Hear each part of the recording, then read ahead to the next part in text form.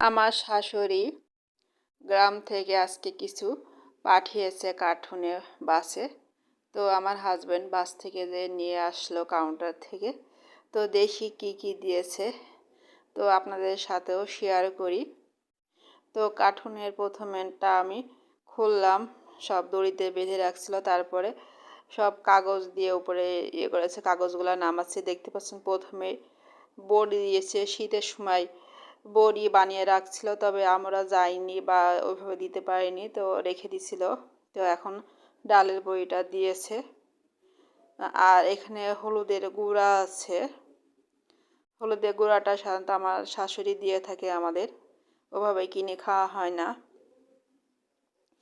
তো আর দেখি কি আছে কার্টুনের ভিতরে, তো সেটা আপনাদের কাছেও শেয়ার করব।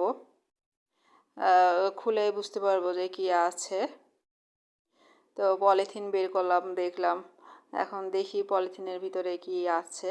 আর এই যে সজনের ডাঁটা দিয়েছে, আমার শাশুড়ির বাড়িতে একটা গাছ আছে, তো গাছটায় সজনের ডাঁটা ধরছে, তো ডাঁটাটা দিয়েছে। আর এই পলিথিনের ভিতরে দেখি কি আছে।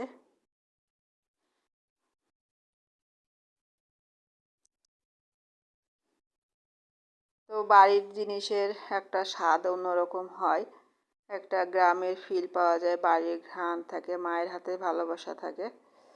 তো সব মিলায়ে তো আমরা পলিথিন থেকে বের করার চেষ্টা করছি। আপনারাও দেখতে থাকুন এর ভিতরে কি আছে। লিচু আছে।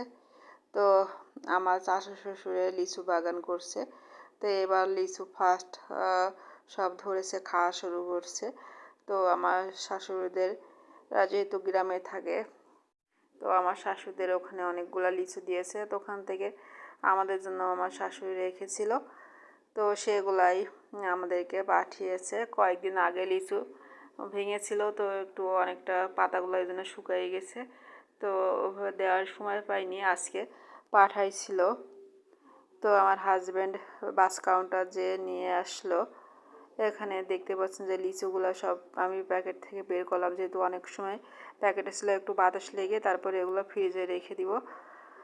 তো এই তো মোটামুটি এগুলা আমাদের জন্য পাঠাইছে কার্টুনে। তো লিচুগুলো দেখেন, লিচুগুলো সব পেকে গেছে। তবে কয়েকদিন আগে যেহেতু পাড়া হয়েছিল, তাই কিছু লিচু পচেও গেছে। আর লিচু বাগান আসলে অনেক পরিচর্যা করতে হয়, নাহলে পোকা লাগে। তো যেহেতু ওইভাবে প্রফেশনাল ব্যবসায়ী না, এমনিতেই খাওয়ার জন্য করছে, তো সেহেতু লিচুগুলা ছিল মোটামুটি। খেতে যে কিছু পচা ছিল, কিছু ইয়ে ছিল, মুখের কাছে একটু নষ্ট ছিল। আর এই যে বইটা ফ্রিজে রেখে দিব, সারা বছর ধরে খাওয়া যাবে আর কি।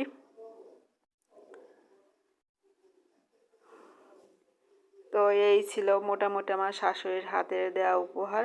তো কেমন লেগেছে কমেন্ট করে জানাবেন। ভালো থাকবেন সবাই, ধন্যবাদ।